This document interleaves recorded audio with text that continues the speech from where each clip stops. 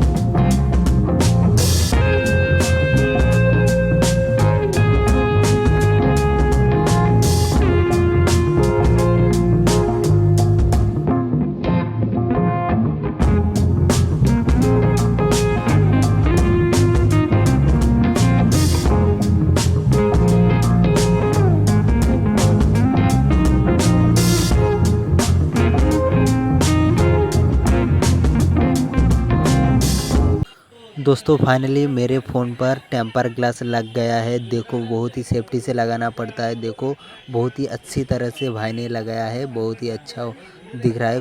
कोई भी हवा नहीं घुसा है दोस्तों।